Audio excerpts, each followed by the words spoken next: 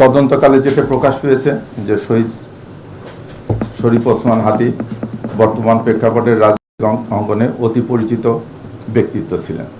তিনি ইনকলাব মঞ্চের মুখপাত্র হিসেবে ভিন্নধর্মী রাজনৈতিক ধারার সূচনা করেন।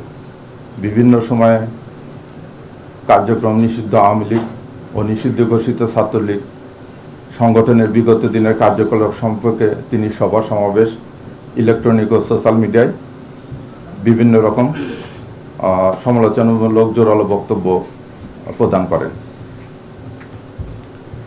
তার এই বক্তব্যে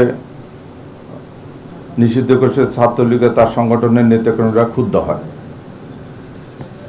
আপনারা জানেন, ভিকটিমকে গুলি করা এজাহার নামে পলাতক আসামি ফয়সাল করিম মাসুদ ওরফে রাহুল ওরফে দাউদ নিষিদ্ধ ঘোষিত ছাত্রলীগের রাজনীতির সাথে জড়িত ছিলেন।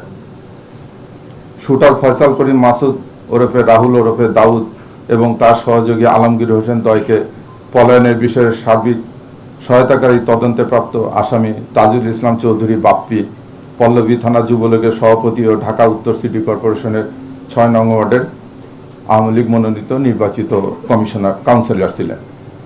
কাজে আসামিদের রাজনৈতিক পরিচয়, ভিকটিমের পূর্ববর্তী বিভিন্ন রাজনৈতিক বক্তব্য থেকে তদন্তে প্রকাশ পায় যে রাজনৈতিক প্রতিহিংসার কারণে শরীফ ওসমান হাদি ওরফে ওসমান গনিকে গুলি করে হত্যা করা হয়।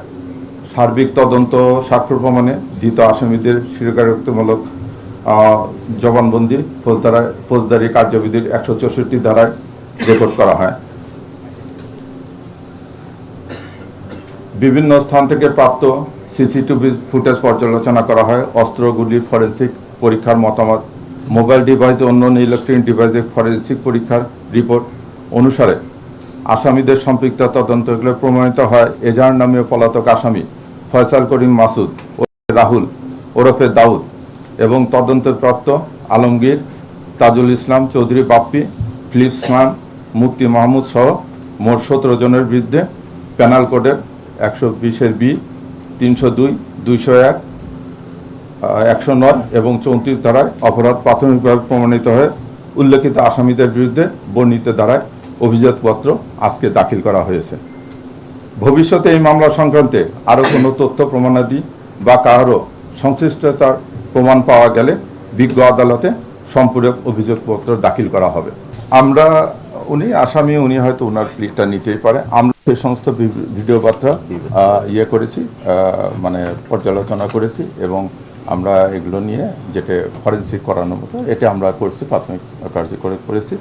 করে যেটা দেখা যাচ্ছে যে এটা উনি বলতে পারে, উনি আসামি, উনি বিভিন্ন কথা বলতে পারে, কিন্তু আমাদের যে তদন্ত তথ্য প্রমাণ যেটা আমরা পেয়েছি এটা আমরা নিশ্চিত হয়ে আমরা এই অভিযোগপত্র দাখিল করি। আমরা অ্যারেস্ট করেছি ১২ জনকে, হ্যাঁ, আর পলাতক আছে ৫ জন। পলাতক ৫ জনের ভিতরে আছে আপনার ফয়সালের বোন জামাই, তারপর যে বাপ্পি ওয়ার্ড কমিশনার, ফিলিপ, আর একটা হচ্ছে কবির। ব্যালিস্টিক রিপোর্ট পজিটিভ এসেছে। ওটা পজিটিভ এসেছে। যে সমস্ত ভিডিও ফুটেজ হয়েছে ওটা যে অরিজিনাল ছবি এটাও পজিটিভ এসেছে। এই রিপোর্টগুলো আমরা হাতে পাওয়ার পরে আমরা চাচ্ছি।